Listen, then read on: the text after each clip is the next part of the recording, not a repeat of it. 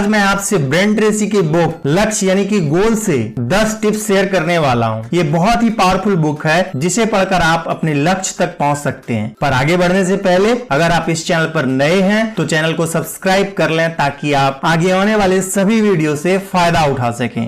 तो बिना किसी देरी की करते हैं काम की बात।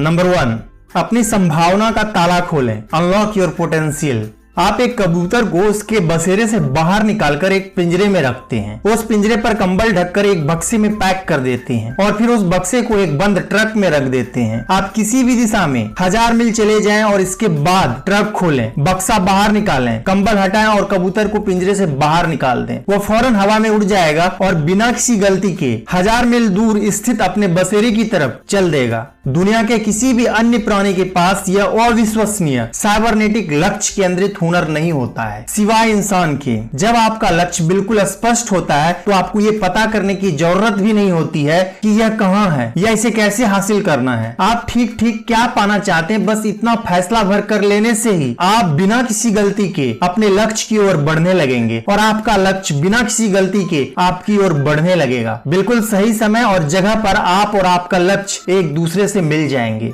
कल्पना करें कि आप किसी बड़े शहर में खड़े हैं और आपसे उस शहर में किसी खास घर या ऑफिस तक गाड़ी से पहुंचने को कहा जाता है, लेकिन यहाँ शर्त यह है कि सड़क पर कोई साइन बोर्ड नहीं है और आपके पास शहर का मैप नहीं है। आपको क्या लगता है कि आप मैप और साइन बोर्ड के बिना शहर में उस मकान या ऑफिस को खोजने में कितना समय लगेगा? शायद पूरी जिंदगी लग सकती है। और दुखद बात यह है कि ज्यादातर लोग अपनी जिंदगी इसी तरह जीते हैं। नेक्स्ट, अपनी जिंदगी की बागडोर थामे। एक व्यक्ति को नौकरी से निकाल दिया जाता है। वह व्यक्ति इस निर्णय के लिए अपने बॉस से नाराज हो जाता है। जब तक वो अपने बॉस और कंपनी के प्रति अपनी नकारात्मक भावनाओं को सही ठहराते रहेगा, नकारात्मक भावना उसे नियंत्रित करती रहेगी और उसकी जिंदगी तथा सोच पर हावी रहेगी। लेकिन जैसे वो कहता है, ठीक है, मुझे नौकरी से निकाल दिया गया, इस तरह की चीजें होती रहती है, मुझे नई नौकरी खोजने में व्यस्त हो जाना चाहिए। जैसे उसकी नकारात्मक भावनाएं खत्म हो जाती है, उसका दिमाग शांत हो जाता है। वो अपना ध्यान अपने लक्ष्य पर केंद्रित कर लेता है। वो उन कदमों के बारे में एकाग्रचित हो जाता है जो वो दोबारा नौकरी पाने के लिए उठा सकता है। जैसे वो खुद को सही साबित करना छोड़ देता है, वह ज्यादा पॉजिटिव बन जाता है। तो दोस्तों, आज के बाद किसी भी चीज के लिए दूसरे को दोष देना छोड़ दें। अतीत की घटनाओं के बारे में अफसोस और शिकायत करना छोड़ दें, क्योंकि उन्हें बदला नहीं जा सकता। इसके बजाय अपना रुख भविष्य की तरफ रखें और इसके बारे में सोचें कि आप क्या चाहते हैं और कहां जा रहे हैं। सबसे बढ़कर आप अपने लक्ष्य के बारे में सोचें। लक्ष्यों के बारे में सोचने भर से ही आप सकारात्मक और उद्देश्यपूर्ण बन जाते हैं। बडी हैकेट ने एक बार कहा था, मैं कभी द्वेष नहीं पालता। जब आप जल भूल रहे होते हैं तब आपके शत्रु नाच गा रहे होते हैं। नेक्स्ट, अपने भविष्य का निर्माण करें।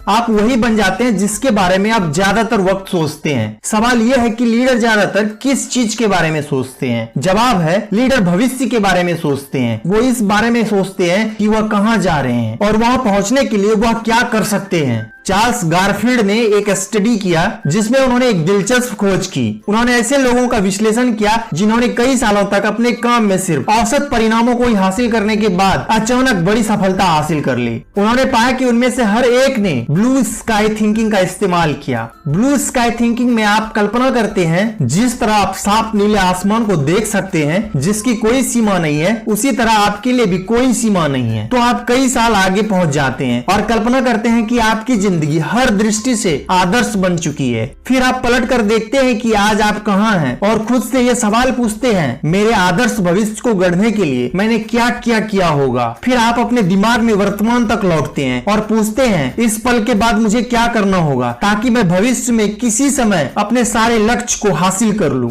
नेक्स्ट, अपने जीवन मूल्यों को स्पष्ट करें।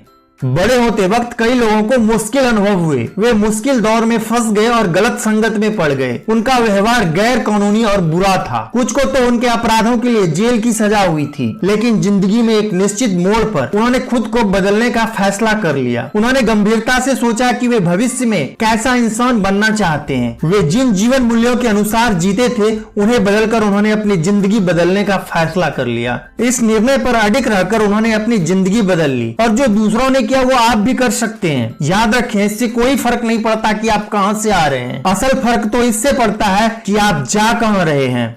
नेक्स्ट, अपने सच्चे लक्ष्य तय करें। अगर आप जिंदगी में सिर्फ एक चीज कर सकें तो वो क्या होगी? याद रखें, आप किसी ऐसे टारगेट पर निशाना नहीं लगा सकते जिसे आप देख ही नहीं सकते हैं। कल्पना करें कि आप कंप्लीट मेडिकल चेकअप के लिए किसी डॉक्टर के पास जाते हैं। कुछ दिन बाद आपका डॉक्टर आपको बुलाकर कहता है कि मेरे पास आपके लिए अच्छी खबर भी है और बुरी खबर भी है। अच्छी खबर यह है कि अगले 6 महीने तक आप बहुत ही स्वस्थ जीवन जिएंगे। बुरी खबर यह है कि 6 महीने के बाद आप एक असाध्य रोग से मर जाएंगे। अगर आपको आज पता चले कि जीने के लिए आपके पास सिर्फ 6 महीने बचे हैं, तो आप ये आखिरी 6 महीने कैसे गुजारेंगे? आप ये समय किसके साथ बिताएंगे? आप कहां जाएंगे? आप कौन सा काम पूरा करने की कोशिश करेंगे? ये सवाल पूछने पर आपके दिमाग में जो भी सबसे ऊपर आता है वह आपके सच्चे जीवन मूल्यों को प्रतिबिंबित करता है। Chicken soup for the soul series के को ऑथर मार्क विक्टर हैंसन की सलाह है कि आप कागज पर कम से कम 100 लक्ष्यों को लिखें जिन्हें आप अपने जीवन काल में हासिल करना चाहते हैं। फिर यह कल्पना करें कि इन लक्ष्यों को हासिल करने के लिए आपके पास समय, पैसा और संसाधन मौजूद है। इसके बाद एक आश्चर्यजनक चीज होगी, 100 सपनों की सूची बनाने के 30 दिन के भीतर ही आपकी जिंदगी में उल्लेखनीय घटनाएं होने लगेगी। आपके लक्ष्य इतने तेजी से हासिल होने लगेंगे जिसकी आप आज कल्पना भी नहीं कर सकते। तो दोस्तों, आपको भी इसे आजमा कर देखना चाहिए। आप परिणाम को देखकर हैरान रह जाएंगे। नेक्स्ट, अपना प्रमुख निश्चित उद्देश्य तय करें। इंसान के मस्तिष्क में एक खास अंग होता है जिसे रेटिकुलर कॉर्टेक्स कहा जाता है। मस्तिष्क का यह उंगली जितना छोटा सा हिस्सा उसी तरह काम करता है जिस तरह की बड़े ऑफिस में टेलीफोन स्विच बोर्ड करता है। जिस तरह सारी फोन कॉल्स पहले स्विच बोर्ड पर आती है और बाद में उचित व्यक्ति तक पहुंचाई जाती है, उसी तरह आपकी इंद्रियों से आने वाली सारी जानकारी रेटिकुलर कॉर्टेक्स द्वारा आपके मस्तिष्क या आपकी चेतना के उचित हिस्से पर पहुंचाई जाती है। जब आप अपने रेटिकुलर कॉर्टेक्स को लक्ष्य या संदेश भेजते हैं तो यह तत्काल आपके परिवेश में मौजूद ऐसे लोगों, जानकारी और अवसरों के बारे में आपको जागरूक और चौकस करने लगता है जो लक्ष्य हासिल करने में आपकी मदद करेंगे। नेक्स्ट, अपने विश्वासों का विश्लेषण करें। कल्पना करें कि विश्वास की दुकान है, काफी हद तक किसी कंप्यूटर सॉफ्टवेयर स्टोर की तरह, जहां जाकर आप कोई भी विश्वास खरीद सकते हैं और अपने अवचेतन मन में उसकी प्रोग्रामिंग कर सकते हैं। अगर आप कोई भी विश्वास चुन सकते तो कौन सा विश्वास आपकी सबसे ज्यादा मदद करेगा? ये अपने मन से आप चुन सकते हैं। अगर आपको कुछ ना समझ आए तो चुनिए कि मुझे जिंदगी में सफलता मिलना तय है। अगर आपको पूरा विश्वास है कि आपको सफलता मिलना तय है तो आप ऐसे चलेंगे, बोलेंगे और काम करेंगे जैसे जिंदगी में आपके साथ होने वाली हर घटना आपको सफल बनाने की योजना का हिस्सा है। नेक्स्ट, शुरुआत से शुरू करें।